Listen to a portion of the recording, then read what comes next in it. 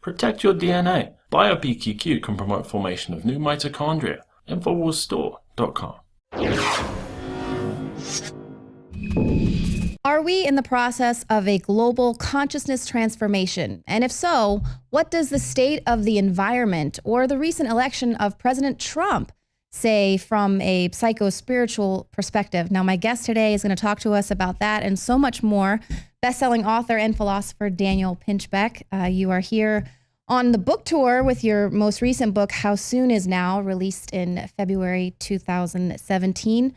You've also authored Breaking Open the Head, 2012, The Return of Quetzalcoatl. And your articles have appeared in a lot of publications, New York Times, Esquire, Rolling Stone, Wired, Art Forum. You're the co-founder of the company Evolver.net. You published the web magazine Reality Sandwich. You've been featured in documentaries, 2012, Time for Change. And you also hosted the talk show Mind Shift for Gaia TV. So you've been around a lot. I'm very familiar with your work, and welcome. Really happy to have you in studio. Thank you so much for having me. This new book. So the book is, tell us about what you see, as this ecological crisis. You're saying we need to look at it as a rite of passage. Yeah. Well, a lot of my earlier work, my first book was about psychedelic shamanism, and I visited indigenous cultures in West Africa and the Amazon in Mexico, and went through different initiations using substances like ayahuasca and iboga. And as a result of that work, I began to realize that there are these rites of passage or initiation ceremonies in these traditional cultures around the planet, but our modern society doesn't have them anymore. And in a way, I feel that since we don't have them, we're almost like subconsciously pushing ourselves to bring about maybe a cathartic episode of disaster or crisis, to bring about a kind of evolution of consciousness. And in a way, I think that what we're looking at with the ecological crisis, which is this kind of multidimensional phenomenon, is that crisis that we're creating. But I think it's important for us to become aware of what we're doing, and then also think about if we were to take on this initiation, this ecological crisis as a rite of passage, what kind of society would we want to create if we were to become more mature and responsible and compassionate, for the web of life on the planet. Right. And so you're saying that we're kind of going through some archetypal turnover here, where we're all sort of taking the hero's journey, I guess, if you're familiar with that. Talk a little bit about this recent election. Obviously, we're all sort of feeling this pivotal change. I mean, frankly, I voted for President Trump with the intention of saying, let's just burn the house down. Let's just see what happens, because in my opinion, voting in Hillary Clinton would have just been bringing in the same old same. So, however you feel about the candidates that we were given, a lot of people feel like, we need to evoke this change. Sure. Yeah. I certainly wouldn't have personally been able to vote for Donald Trump, but I understand that people felt very frustrated and angry, because here you get this one chance to be a citizen in our democracy every 4 years, and you're given a choice between two horrible candidates who both are clearly compromised and corrupt.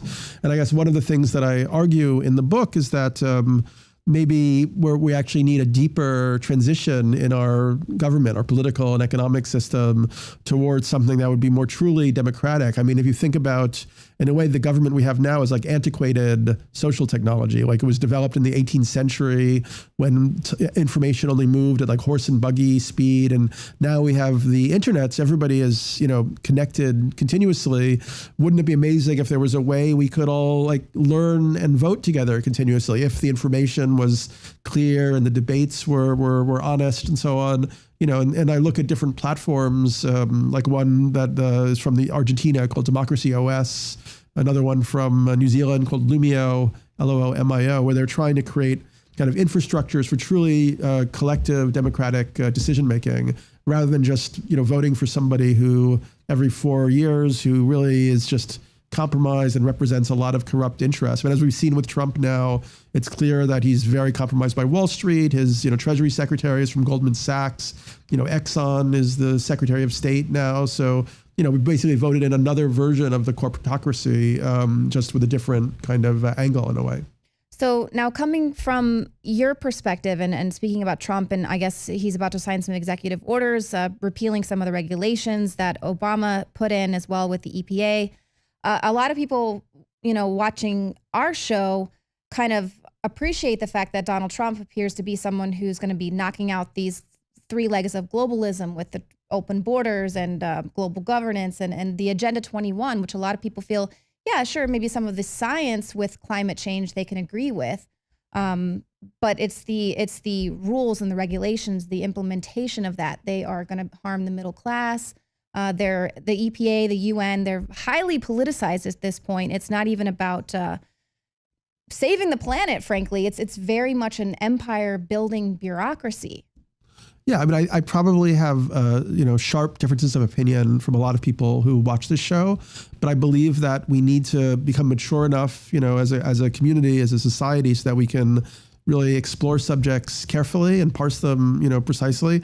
I mean, from the large amount of research that I did for the book, I do believe that climate change is a reality. I actually think that we are approaching a potential for ecological collapse, and it's not just because of global warming. There's species extinction. We're losing 150 to 200 species a day.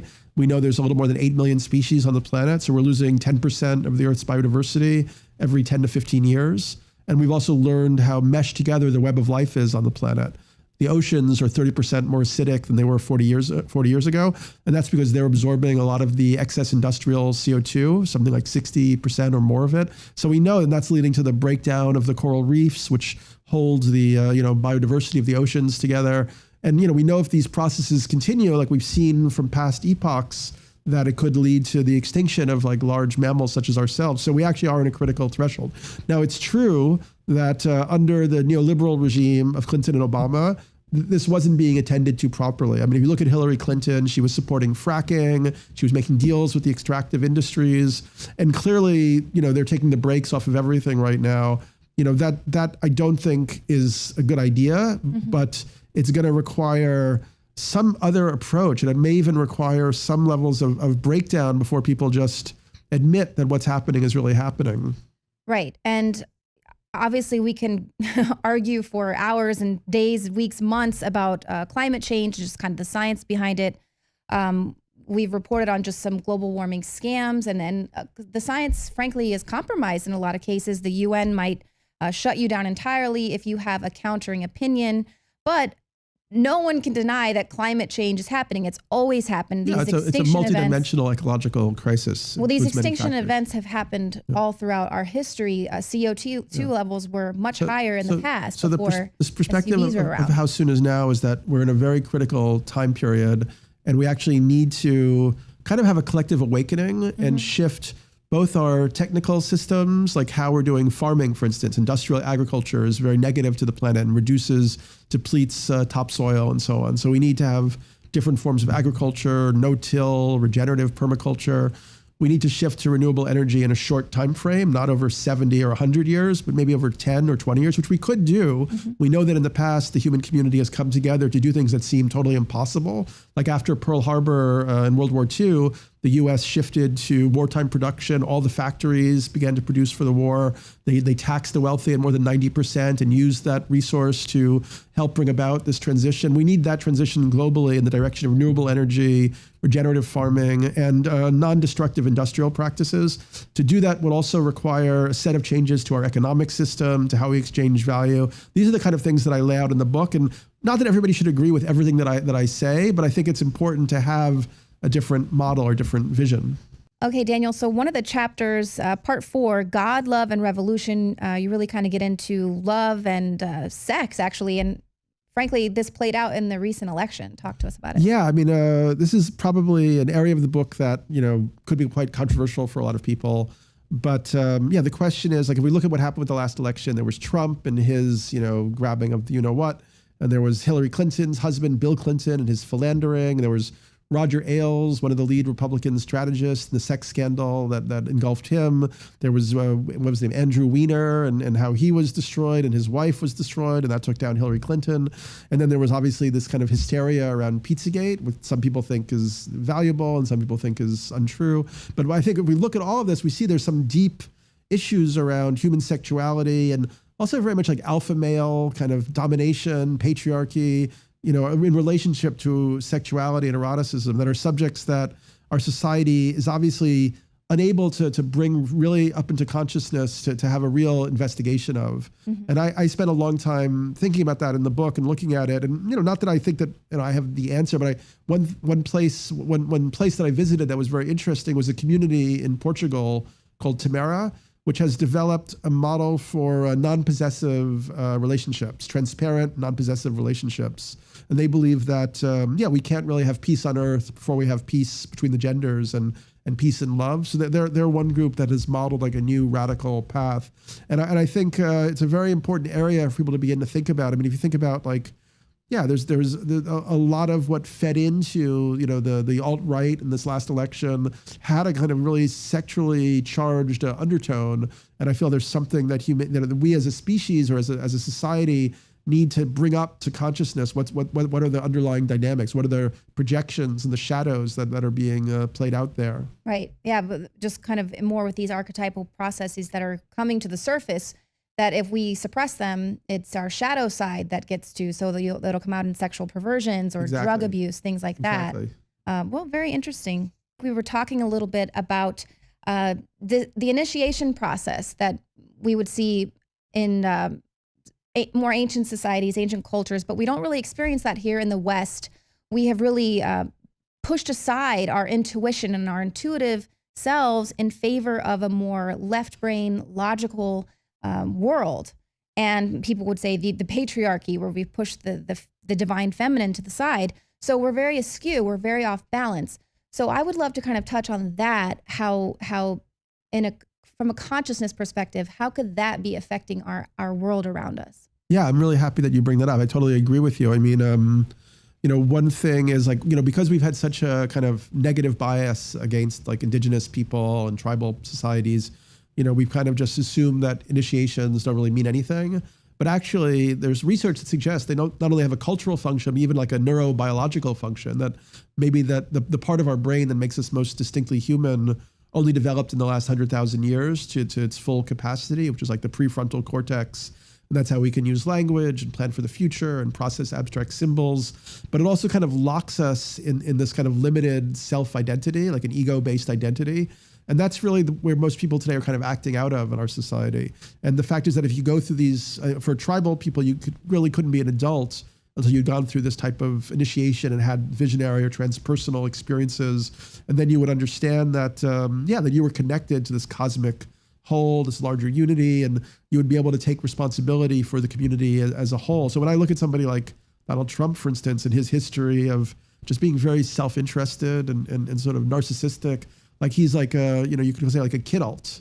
And in that way, he's a shadow projection collectively of all of us being trapped in this immature state where we're not really doing those things that we really do need to do at this point to take care of the increasingly fragile situation on the planet that we've created sort of heedlessly. Mm-hmm. And so what are the solutions? Because I completely disagree with the carbon tax and taxing you and I on our gas and everything. They really pushed these green initiatives, for instance, but they were so successful that now they're taxing people that are off the grid. They're saying, well, you're not allowed to be off the grid. You need to pay into the system. Or if you have a car and that goes on energy and rather than gas, then they're taxing you by the mile for how much you drive. So these solar panels, it's too effective. If truly we were at this cataclysmic event in our history, man-made, and they were really concerned about us, wouldn't they be pushing that to the side and saying, look, we need to make some real change here, and we're willing to forego our pockets?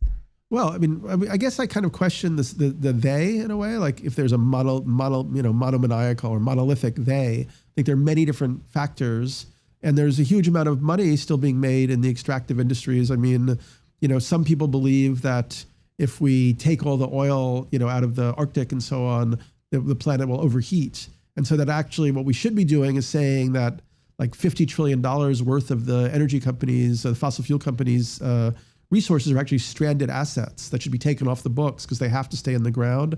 And we also have to remember that these companies are very skillful, and they've potentially put hundreds of millions or even billions of dollars into disinformation that shapes public opinion around climate change. The same way the cigarette companies did with tobacco for many years.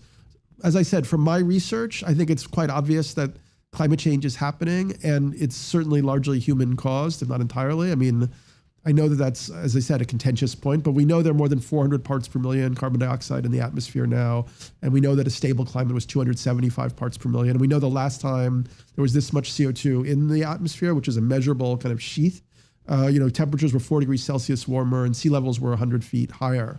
So that's kind of where we're heading, unless we were to say, okay, like we take responsibility for this, and we would have to curtail, kind of our use of resources.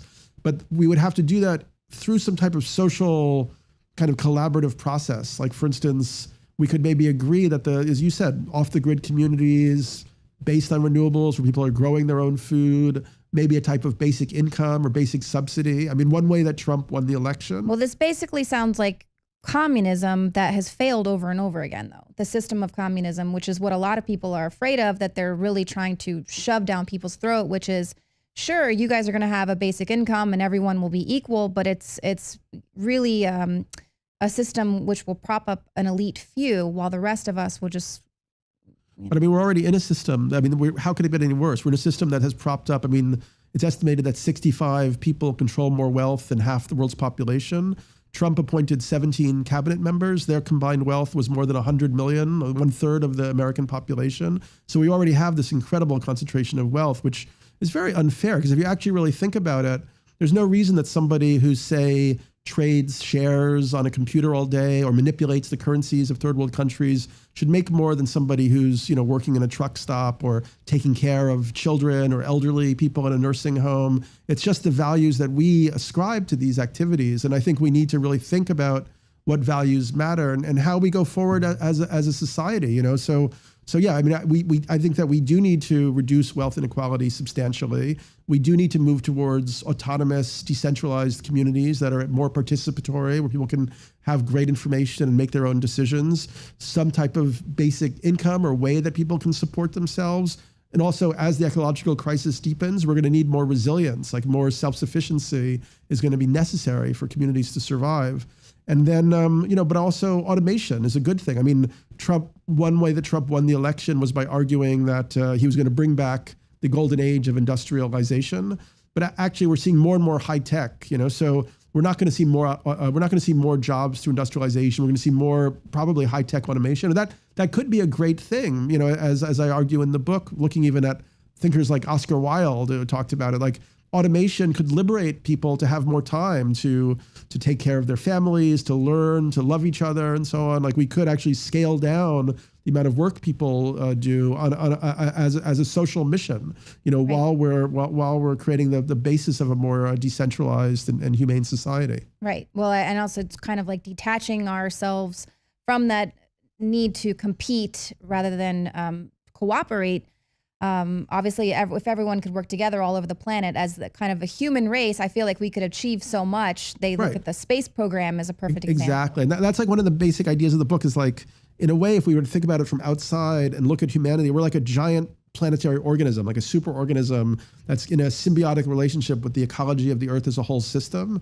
And if we think about it in those terms, we begin to think about, okay, if we're like a giant body, then we should be sharing resources efficiently. It shouldn't be like, just held by these tiny pockets of power and so on. Yeah, I mean, I can't disagree with you there. I did a long report on Henry Kissinger's NSSM Memorandum 200, where he specifically outlines how you have to keep third world countries kind of controlled and control the population and then extract their resources and bring it over to, the people who are controlling all of those resources. So it's definitely skewed in an unfavorable way. I just think a lot of people are also very concerned with becoming globally governed by the people who are currently in power. I mean, they've kind of...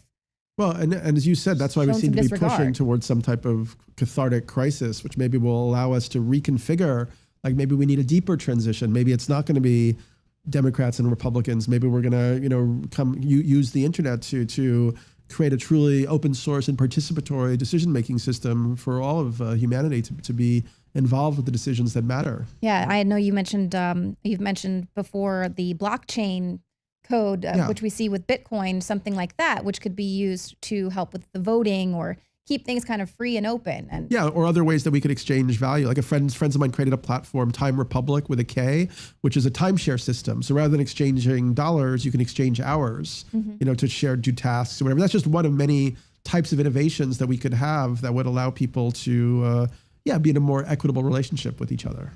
Well, Daniel, thank you so much for being in studio with us today. The book is How Soon Is Now. The website you can go to howsoonisnow.info. I know this is available on Amazon and other places.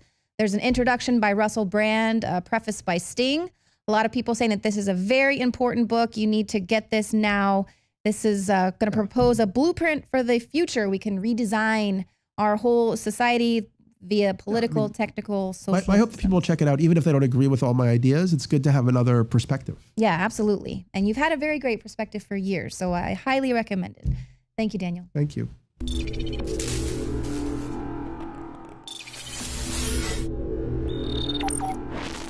Alex Jones here with a very important news update to anybody out there that wants to be prepared. But it goes beyond being prepared. Our bodies absolutely must have the good halogen iodine or we will die. And you look at all of the thyroid problems and all the people that don't have energy and that have all sorts of hormone problems. And from my research and a lot of just mainline research, it leads back to iodine over and over and over again. It's as important as vitamin C. If you don't get iodine, you die. But most people are just deficient, so they're low energy, they're sick. You got to have iodine in your body so that your body can produce the hormones you need. It is the base to so many things. And since I got into iodine 4 years ago, we've helped change the entire paradigm by developing and bringing to the public deep earth crystals from 7,000 to 12,000 feet of the purest iodine available. Other iodine comes from the ocean or from other byproducts of chemical facilities and is tainted. It's bound. It's not absorbable. I tried it. And I had incredible effects even with dirty iodine because the body needs it. When you don't have iodine, it absorbs the chlorine, the fluoride, and all these other bad halogens.